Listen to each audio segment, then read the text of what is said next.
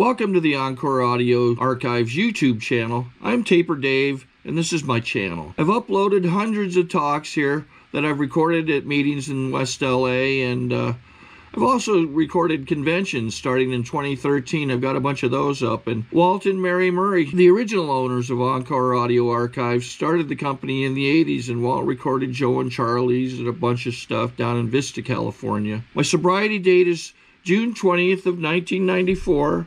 I hope you find something you like, so please like and subscribe to my channel and comment down below. If you want to hear something that I don't have or that you don't see, I'll see that I get it. Anyways, take care and have a great day if you want to. Hi everybody, I'm an alcoholic. My name is Bill Whiten. I want to thank Nancy for inviting me. My home group is the Magic Mountain Group in Valencia, California. Just a little ways up the road. I came to Alcoholics Anonymous as a result of what I hope was my last drunk. I came to, and from out of a blackout, I was being deloused in Orange County Jail. I looked at the booking slip and it said child molesting. I had absolutely no recollection of what had happened. I always start out that way because that's how I got into Alcoholics Anonymous, but my story really starts in the beginning, and that's when I was born. And I also start out that way because a lot of times nobody leaves that way. You know. I had one guy leave one time, got real angry and just left. But I was born an alcoholic. I have no problem with that, and it makes total sense to me. My mother gave me whiskey and water and sugar in a baby bottle when I was an infant. She said it kept me quiet. It never stopped working for me. And as I grew up, I had opportunities to get small glasses of beer, small glasses of wine around the family table. We didn't have a refrigerator. My dad used to store his leftover wine out in the back porch, and so anytime I went past there, I would also get a little extra. And I always liked what I did, but I never seemed to be able to get enough, which seemed to be the story of my life. I had my first real drunk when I was 12 years old, and a bunch of us guys got together. I grew up in New York. A bunch of us guys got together and chipped in and went down to the liquor store and got one of the guys that hung out down there to buy us all short dogs. We took them down to the railroad tracks and we drank them. And I could look back to that time and see that I drank different than those guys did. You know, some of those guys were drunk and hadn't even cracked the bottle. Some of them were acting like they were drunk and they were spilling more than they were drinking. And I can still see one bottle as it sailed out over the railroad tracks. It was only half full. And when I saw what they were doing with theirs, I took mine and went off by myself. Because you see, I didn't want to share it. I wanted it all. And I drank it all that night. And from then on, I always drank it all if I had the opportunity. I was kind of lucky. I was a cheap drunk. Didn't take much. I could black out on beer. People used to say, you can't do that. I used to do it all the time. Wasn't a problem. The problem was not doing it. In the very beginning, when I used to go into a blackout, I usually went down about the same time as I blacked out. And that wasn't so bad, because at least my body laid down. But as time progressed, it seemed like the head would go black and I would continue on. And that was tough because I had no idea what was going on. Always managed to do something I shouldn't, you know. Not that it was always a big deal, but I quit school in the 10th grade and after the 10th grade and went in the Navy, and I thought I was going to see the world. I wanted to be an adult. And that gave me an opportunity to drink all I wanted, you know, as long as I had money. You know, but the nice thing was that when I ran out of money, they would take care of me until I got another paycheck. And they always sold me the booze cheaper. You know, I always liked that. But I was up and down the East Coast and to the Mediterranean and the Caribbean, and I can tell you about all of those ports, but the only thing I can tell you is how to get to the first bar, because that's all I ever did. You know, I would buy stories from the other guys, I'd buy photographs from the other guys, and I'd send them home telling these wonderful stories about, you know, where I'd been, what I'd seen. I hadn't seen anything. I just went, got drunk. You know, about halfway through that hitch in the Navy, that 4 years in the Navy, I came to one, well, sort of came to. I was in a motel room, and I was sitting in the middle of the bed, and I felt like I was sitting on top of a mountain, and the snakes were coming out of the wall to get me, and I knew I'd had some bad chili. See, in my crowd, nobody talked about DTs. You know, it was bad chili. I never ate that chili again either. But after I got out of the service, I said, you know, it's a good thing I got out, because I'd have turned into an alcoholic for sure. I remember saying that. I don't know what alcoholic was, but that's what I said. Within 3 months after I got out of the service, I was sitting on a couch with a young lady on a Saturday afternoon. I'd been drinking, but I wasn't drunk. And my mouth opened and a voice said, will you marry me? And she said yes. And I knew that was the wrong thing. That's not what I meant. But I didn't know how to get out of it. I was forever getting myself into trouble, and I would just ride it out. Whatever it took, I would ride it out. And about 9 months later, we got married. And you know, I didn't want to be in that marriage at all. I didn't think I belonged in that marriage. I didn't want to be there, and I barely liked that lady. Within a short time, I was trying to cheat on her, you know. And I got to say it like that because the truth is, when I drank, I couldn't cheat. I was worthless in the cheating department. I mean, I worked hard at it, but that's the wrong word. Leave out the hard part.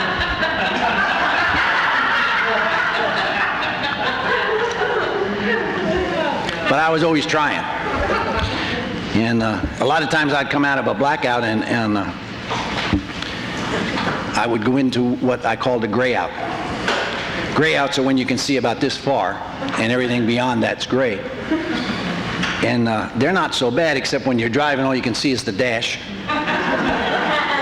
You can hear sometimes metal on metal or glass tinkling, but you can't see anything out there. You can see how fast you're going, but you can't see where. And it used to amaze me that I could drive like that and get home in one piece most of the time. And sometimes when I came out, I'd be making a pass at the lady that was standing right there with me, except that her husband was right there in the gray. And you don't even see it coming, you know. Don't even see it coming, because it's like the last second it comes into the part you can see.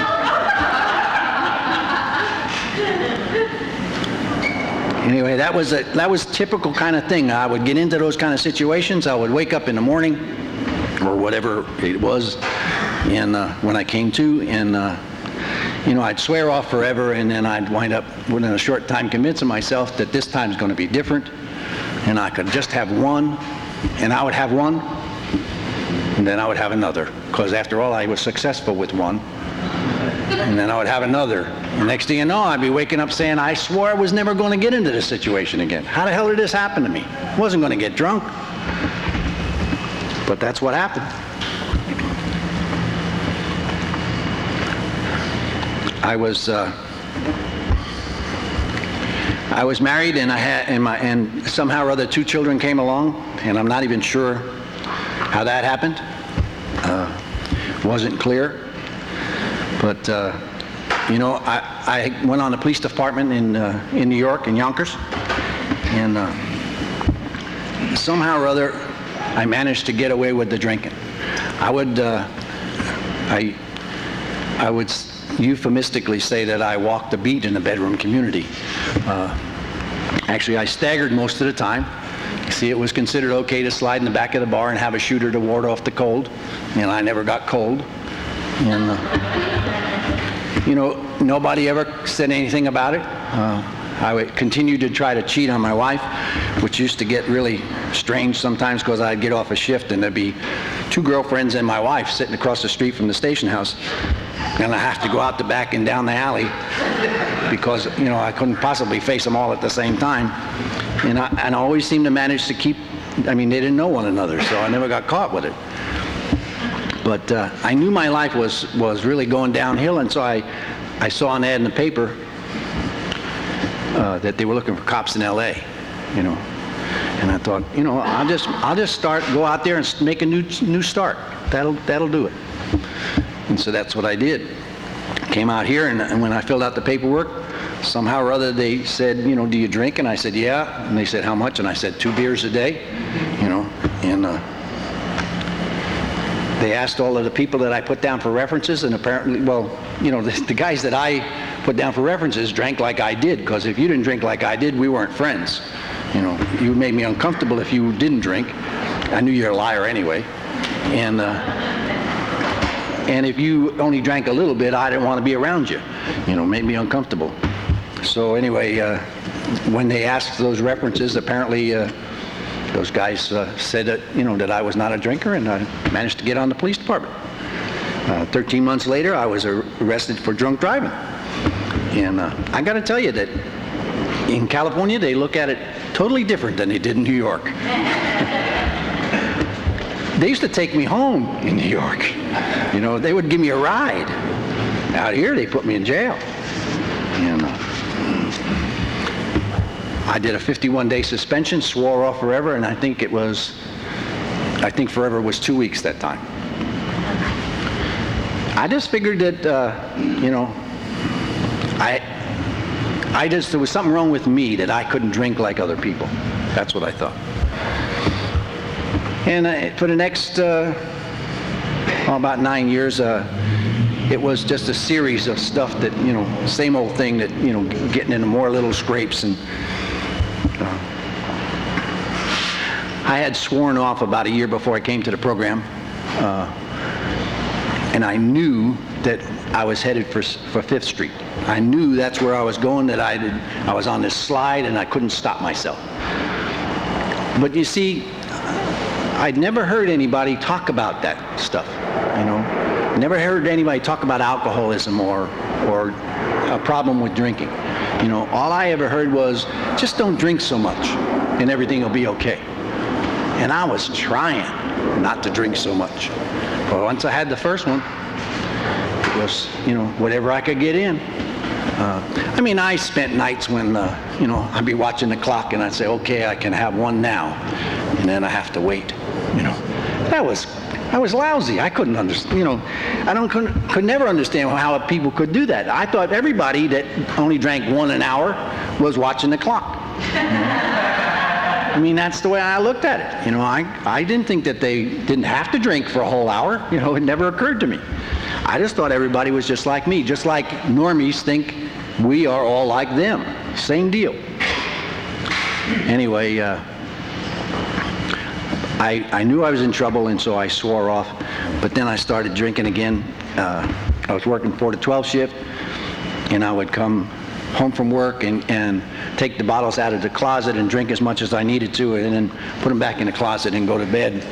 Nobody in my house knew I was drinking. My ex-wife said afterwards that she thought that I was staying sober.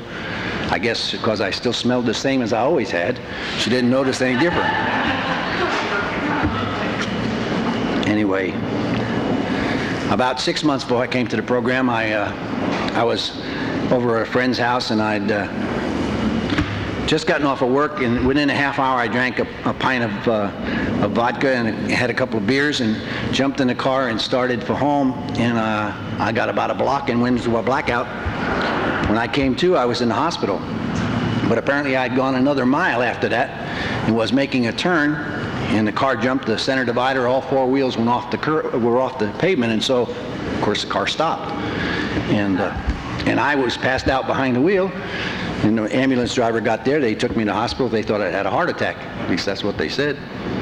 And when I came to, I was making a pass at a nurse. And out in the gray was my wife and my kids. And they were teenagers by that time. But I didn't know it until my wife came in and brought the kids in. And of course, I just was totally embarrassed. But there wasn't anything I could do about that. You know, I couldn't change it. I couldn't seem to not do those things. I figured out that my problem was drinking and driving, and if I just didn't drive when I drank, everything would be okay. And I swore off of driving when I was drinking.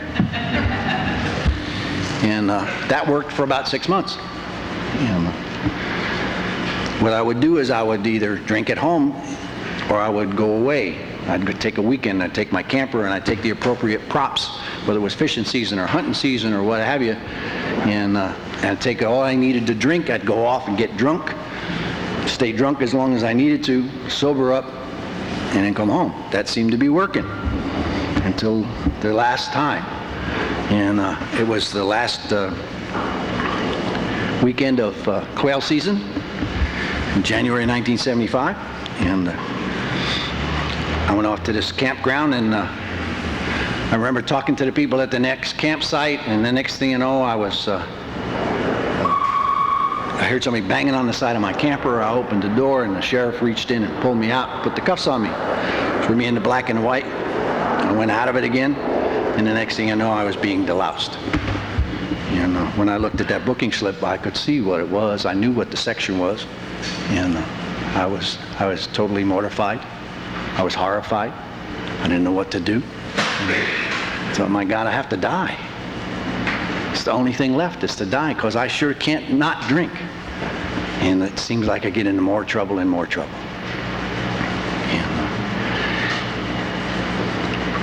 I was terrified if I took a drink that something might happen similar to what they said had happened to, there. I managed to get out on OR the next day, and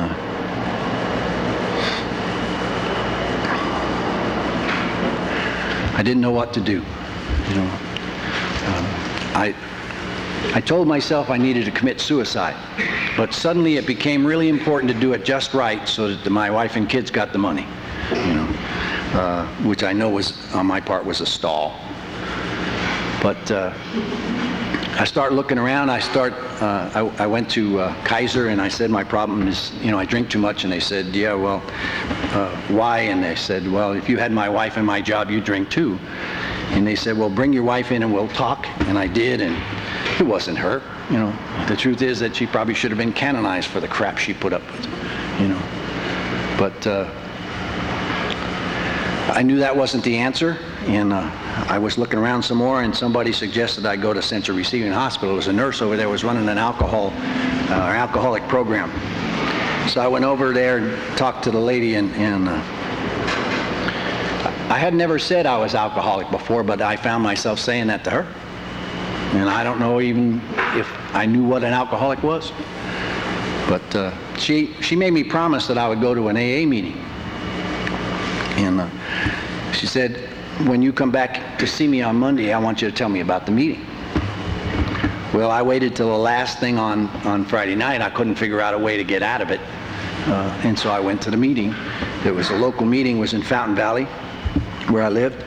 And I'm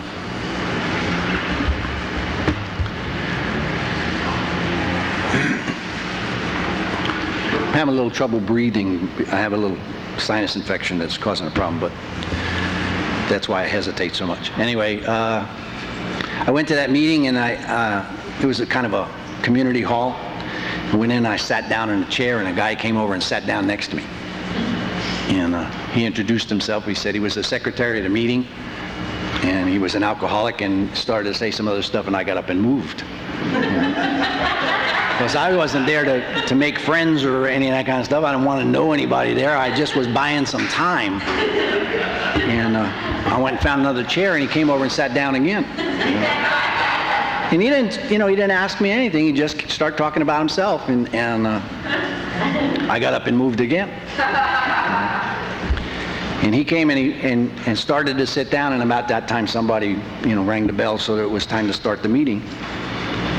But if you'd asked me when I left the meeting that day what I had gotten out of it, I couldn't have told you anything. But I must have gotten some hope, because I was only going to go to one meeting, and I found myself a few days later at another meeting, a couple of days later at another meeting. I went to this little guy that at one of the first meetings he had told me he was going to be my sponsor. He was about about that tall and gnarly, and he was an old Navy Mustang. And he just came up and said, "Kid, I'm going to be your sponsor." And I just looked at him and walked away. But I remembered him when I had a question, and I went up and asked him. I said, I'm starting to like what I get out of these meetings. How do I get more? He said, "Go to more meetings." Now, I never would have thought of that. I still have those kind of problems today, 23 years and plus later. I still don't think of the things that I'm supposed to do. I have to have a sponsor that tells me. I can always see the people that I sponsor, what's wrong with them, or even people I don't sponsor I can spot. But I don't see it for me, so I need somebody to point it out, At any rate, I started going to more meetings, and he was right, Things started to get better. I started to feel a little hope. I just decided that maybe I didn't need to commit suicide. In the meantime, there was a big investigation going on. Right off the bat, the Orange County District Attorney's Office said they just wanted to drop it.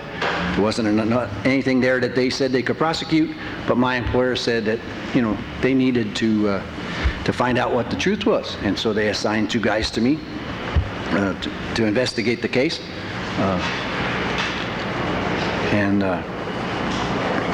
I was assigned to go to headquarters and just sit in the office and answer the phone. In the meantime, I started going to more meetings and more meetings. And at the AA meetings, they said, "Don't worry about that stuff. Just keep coming to meetings." Right off the bat, there was somebody that tried to sell me a big book. They said that you really need this big book. And I thought, this is some kind of book selling society. It seemed like that the first book was cheap enough, but I figured they'd get you for annuals or something like that. And I was not going to be a part of that. And, God knows what a cheapskate I am. What he did was he arranged for me to get a discount on the big book. The book was selling for $3.60 at the time, and the secretary had a fire at her house, and so she had smoke-damaged books. She gave me $1 off. So I bought the book. What that did for me was it solved my insomnia problem. See, up until then, I was having trouble going to sleep. I would I would lay awake thinking if I could just have one drink, that everything would be okay, or if I would be rewriting the script from the day that I had just ended, or writing scripts for tomorrow, which is all a waste of time and certainly not something you can do in sleep. Well, when I got that book, all I'd have to do is start reading the big book, and I wouldn't get a whole page done. I'd be sound asleep. And it didn't matter whether it was nighttime or first thing in the morning after I'd had 8 hours of sleep. I still fall asleep. So I went to this guy, Jack, that had said he would be my sponsor. And I said, I'm having trouble with this book. I said, every time I start reading, I fall asleep. He said, "That's okay, as long as you keep reading it." He said, "You're going to stick around. And as long as you stick around, you got a long time to read it." He just made everything, it didn't always make sense, but it made it okay, In the meantime, the investigation continued. The family that was involved in this molestation they wanted it dropped, and my employer said, we can't have a policeman that's a child molester, and so they wanted to keep it going. And the family went back to Pennsylvania, where they had come from, and the police department sent the investigators back there to talk to them again, and they arranged a very clandestine hearing to be held back there. And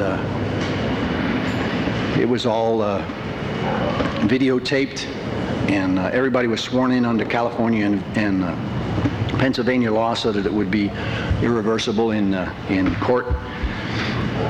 And in the meantime, I was trying to work the steps and, work the program of Alcoholics Anonymous. And I had got to that point about God in the second step. And somebody had pointed out that that portion we read of chapter 5 that says God could and would have sought. And I got up with this brilliant idea that I don't have to have a God. All I have to do is look for one. And so that's what I was doing about that time. In fact, the day we went back for that hearing, I walked the streets talking to the air. I went into some different churches and knelt down and sat down and talked to the air. And of course, nothing happened. But the following day, we were outside. The hearing had been conducted, and then we were out at the family's home where they had stored the tent trailer. That's where this molestation was alleged to have occurred. And the investigators were doing measurements and things like that. And the guy that had been running the video camera came over to me, and he handed me a ballpoint pen, and it had praying hands on it. And I just put it in my pocket. And then he handed me another one. He said, "This is for your friend," and I put it in my pocket. And he handed me another one for the prosecutor, who is, by the way, not my friend.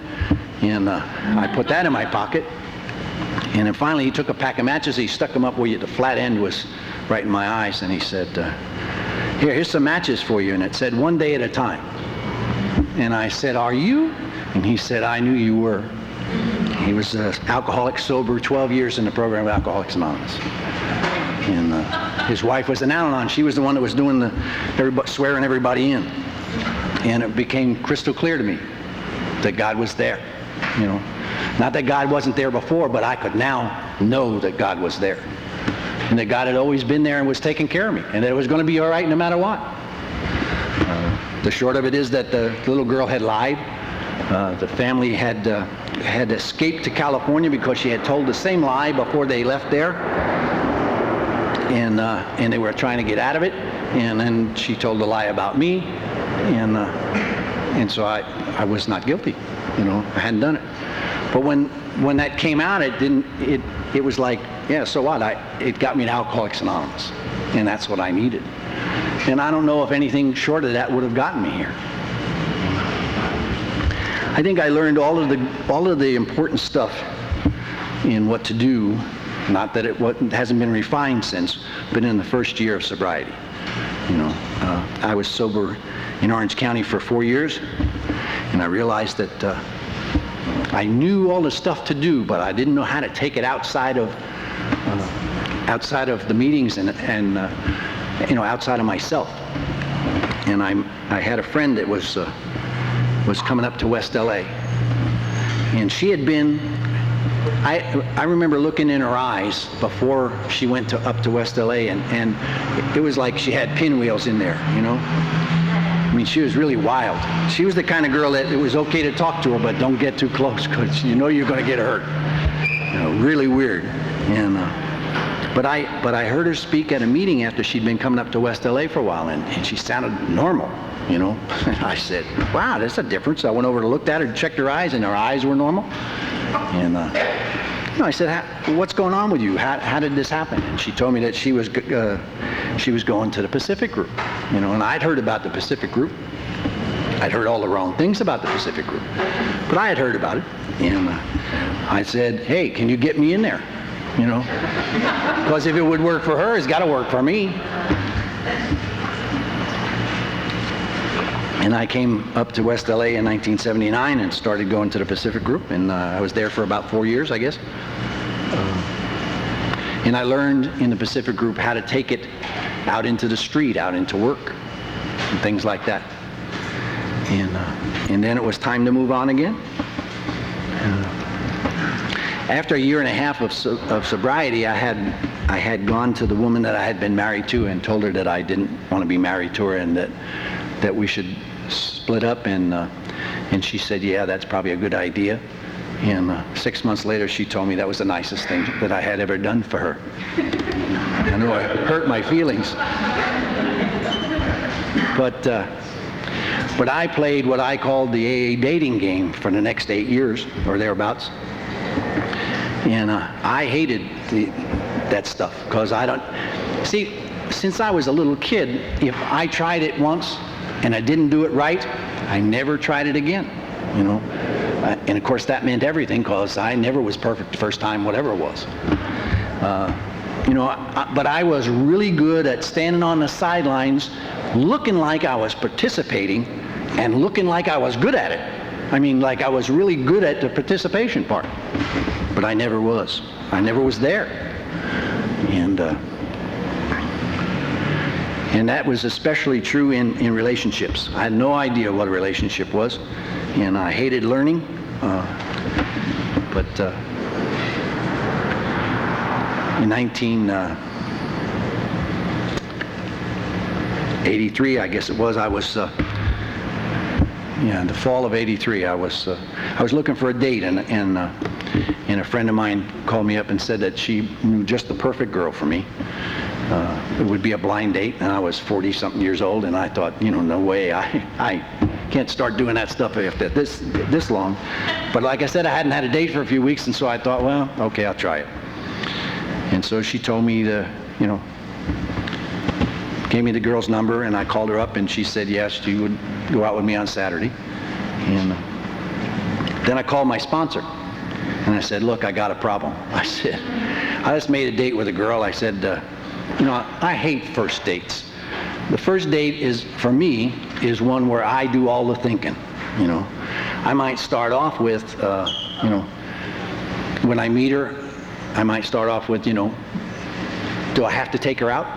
Or I might start off with, well, this isn't going to be so bad. And then in a half hour, if it was a really attractive girl, I'm married, I got kids, all of that kind of stuff. Now, if she's not, I'm trying to figure out a way to get out of this, And consequently, at the end of the date, I had a lousy time because I wasn't there.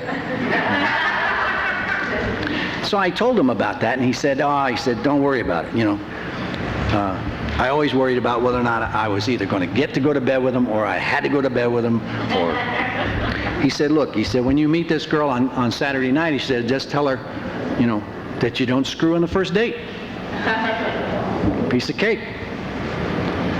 So I went down there that Saturday night, and I rang the bell, and she opened the door, and I said, hi, I'm Bill, and I don't screw on the first date.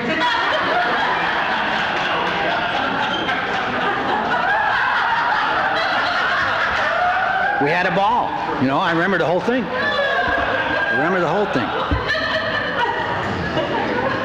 I can tell you everything we did that night because I had a good time. We became friends first, and I had never done that before. I always became lovers first, and then if it was pretty good, then we could try for friends. But in this case, it was different. We became friends first, and then we became lovers, and then I asked her to marry me. And we went to Hawaii and Maui and got married. And, I think I love her twice as much today as I did then. And I have so much emotion over that, so much feeling over that. Now, I don't want you to think that everything is hunky-dory, everything is perfect. We've changed a lot, both of us. And so we have, conflicts, but the love is there, and we have a good life. We have a problem in that she likes to work and I don't. And I was able to go back to my job on the police department and stay till I had 26 years and then get a retirement. That was back in 1990. So I've been retired since 1990. Our big deal was to go in a trailer and go cross country and do all this traveling and stuff, and she changed her mind. Just said, no, I don't want to go. And, I don't know how to handle that kind of stuff,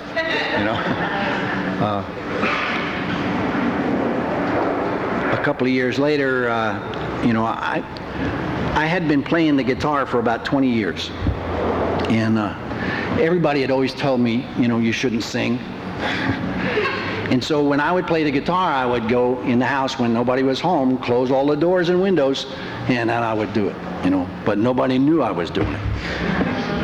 And I decided that I had always done it, played by ear, but I wanted to be able to read music. Because I always felt cheated. If I looked at a sheet of music, I couldn't do it. So I went back to school, and I got involved in music classes and keyboard and some other stuff, and somebody suggested I take a voice class, And the teacher at that voice class, the first thing she said was, on the first day, she said, I want you to make a list of all of the people that ever said anything bad about your voice. And so I went home and did that, You learn to do lists around here. And I went home and did that, and I brought it back, and she said, tear up that list because none of them are music critics, right? And that was true. I'd been giving them all that power. None of them knew anything about music. How do they know if I got a good voice? And anyway, I got going singing, and the next thing you know, I was out doing karaoke.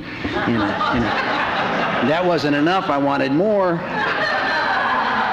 I did some appearances for different places, and then I come up with an idea that, you know, there's an avenue or a venue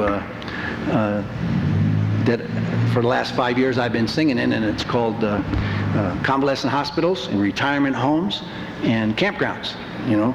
And so I got my stuff together. I got a little covered wagon together, and you probably didn't notice that I'm a country western fan. But for the last 5 years I've been doing that, and they actually pay me. They give me money, you know. Now, I don't care about the money. I don't need the money. I got a retirement that takes care of me. But the idea is that I'm good enough to get money for it. And last year I was able to go to Nashville, and I made a recording, and I sell that when I go out to these different places. And I just have a ball with it, you know. I mean, it's something I always wanted to do. I'm a ham, number one. But I really enjoy doing it, you know. And it's, in a way, it's a giving thing, you know. At least it's the way I feel about it. You know, all of this stuff during the time I've been sober, especially since I've been living out in Santa Clarita, my wife and I, we got into horses, and at one point I think we had 6 horses, and of course I overdo everything. And you know, we raised some.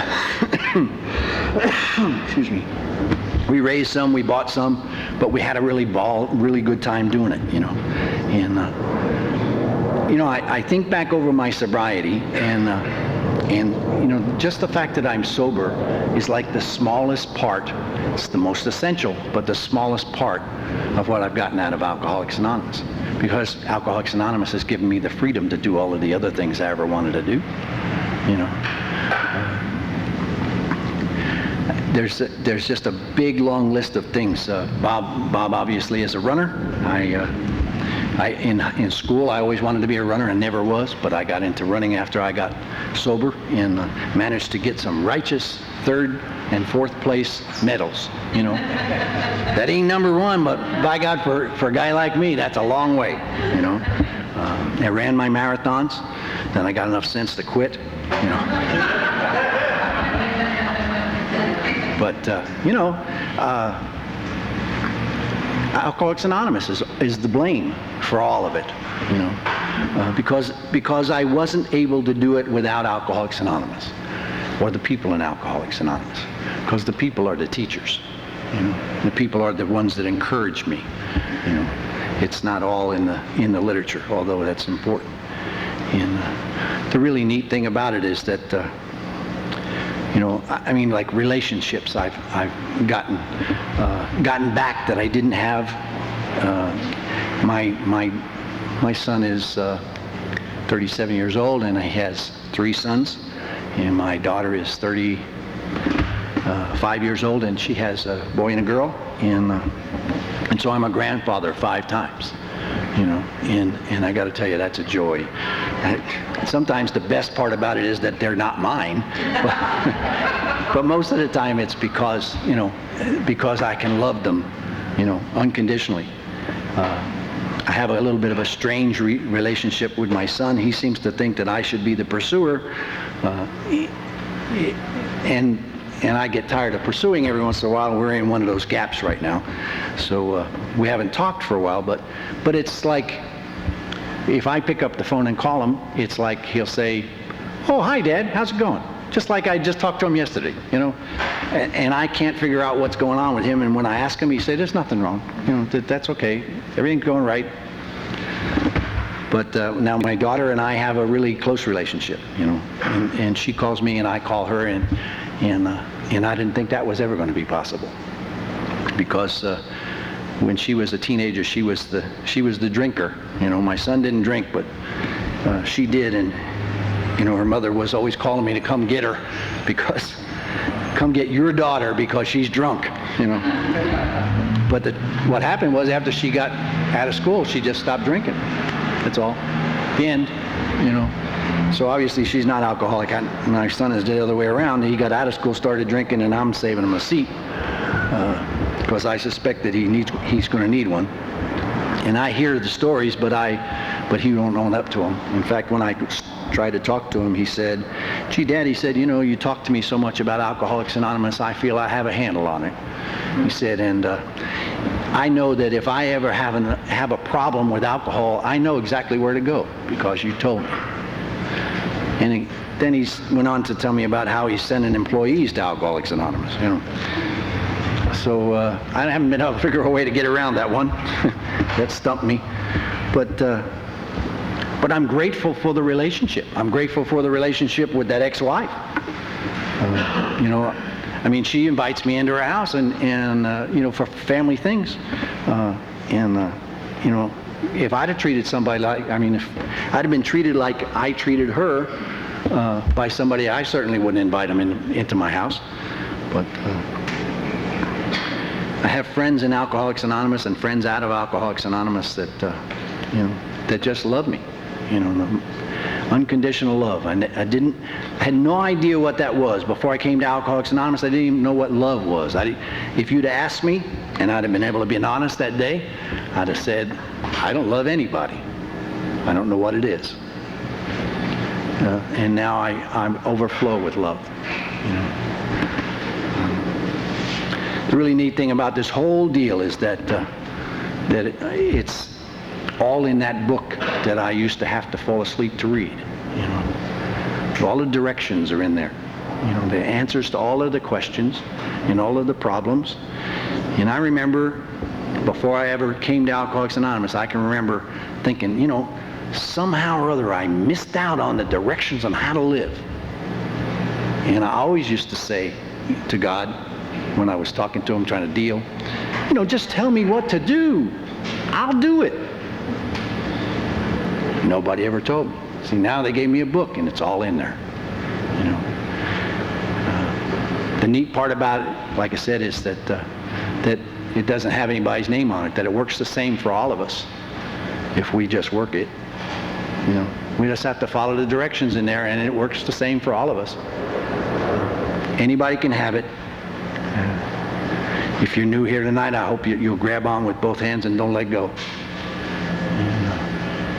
After a while, you'll be happy you did, but it may be rough for a while. Thank you for letting me share.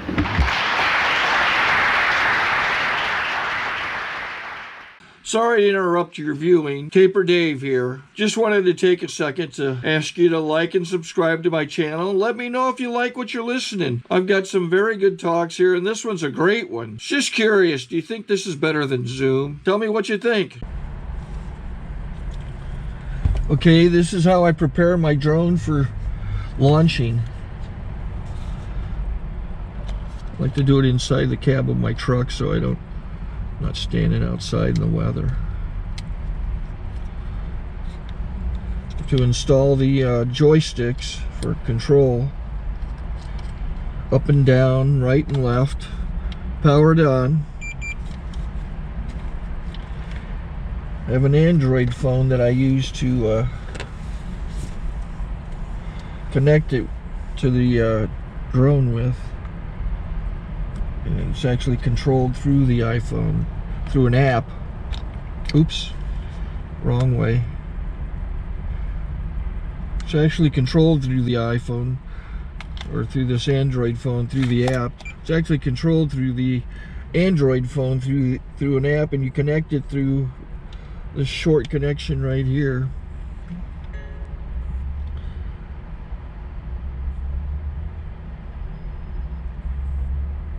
Remote control connected. Remote control's connected. So I pull out the drone. I have to extend the legs. Long legs extended first, then the short legs. Remove the gimbal protector. Set that aside, then power it on one short burst, then one long burst. I lay it down. So I have to go to calibrate. So the drone's not connected yet. It shows you here as this drone gets disconnected, even though the remote's powered on. So The drone has to establish it's connected. So I go into the app to calibration mode. First I'll calibrate the remote controller. Start calibration. Out, in, oop, out, in, up, down, and then this little wheel is to control the gimbal. So it's calibrated. Go to gimbal calibration, start calibration, and then it calibrates